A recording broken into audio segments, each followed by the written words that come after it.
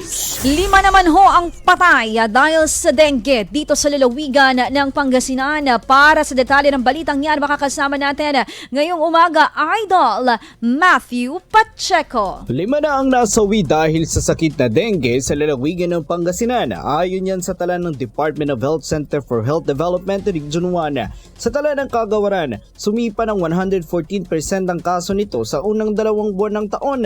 Sa Ilocos Region, nasa 1,064 na kaso nang naidala mula sa 567 na kaso nito sa parehong panahon nung nakaraang taon.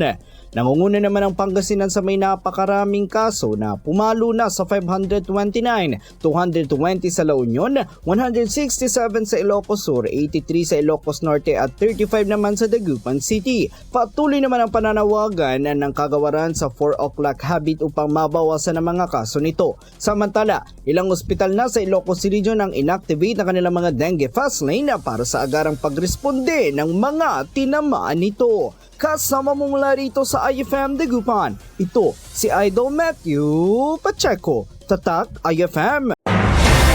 IFM News. IFM News. IFM.